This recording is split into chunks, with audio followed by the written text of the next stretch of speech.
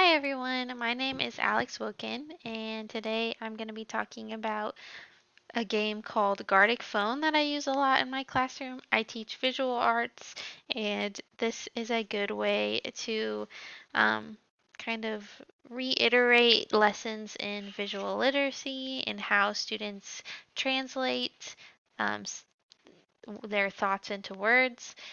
It's very similar to Pictionary or Telephone, kind of if they came together and had a baby, it would be Gartic Phone.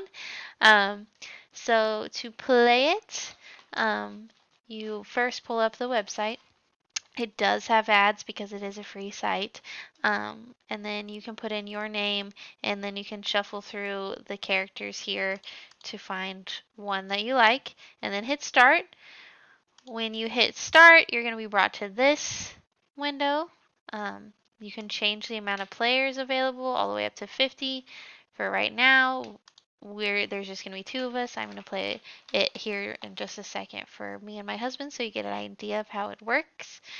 Um, and then I wanted to show you there's several game modes.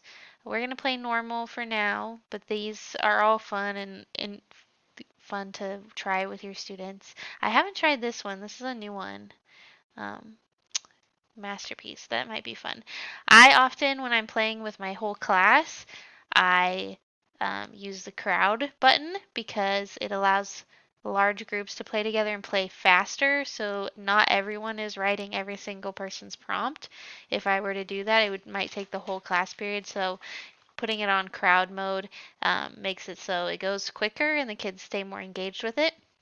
To invite your kids to the game, you click this link, invite, and it copies it. And I use Google Classroom, so I just post it on Google Classroom and the kids go ahead and join that way.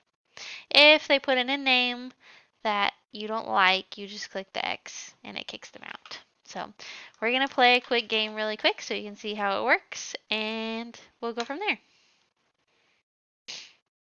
Oh yes, if you have less than 4 players, it's not as much fun, but for today, this will work to show you how it works.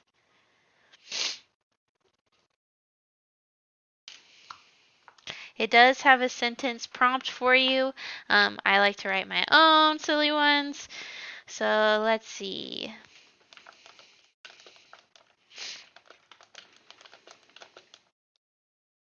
We're gonna do Mickey Mouse eating an ice cream cone. And the fun part is it's anonymous, so the student gets whatever prompt pops up at the top, and then they have to draw that, and then that goes on to the next person, and the next person has to interpret it by writing a sentence, and then it goes to the next person, so they get the sentence, they have to draw it again. That's why it's not as fun with only 2 people, but it'll work for our demonstration today. This is silly. A cow driving to work.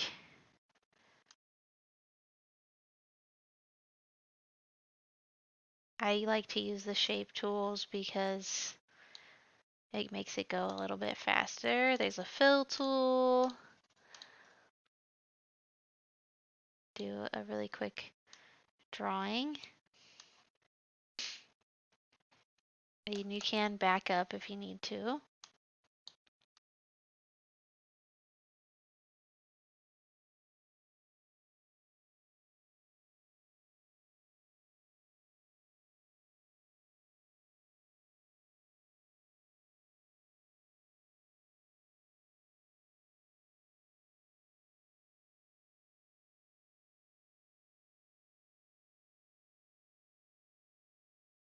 I kind of don't like how I started, so I'm going to change mine.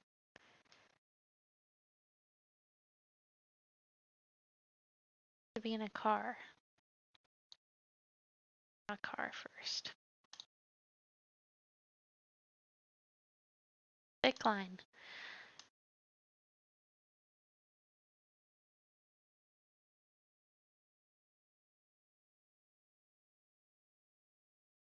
It isn't the easiest thing in the world to draw with your mouse, but the kids are a lot better at it than I am, to be honest. But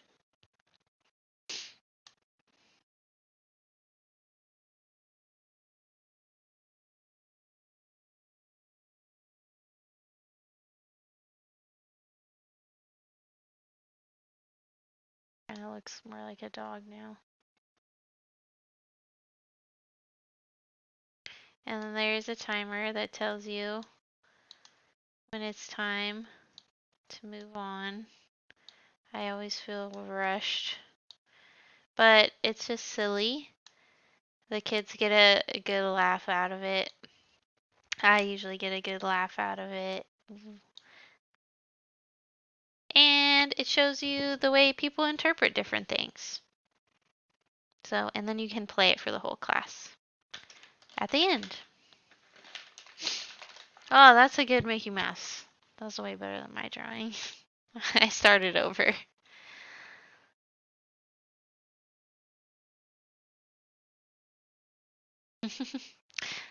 So that's Gartic Phone. I love this game. It's so fun to work with kids and play with them and get them to really process like how they perceive things and kind of see how it trickles down and who gets it.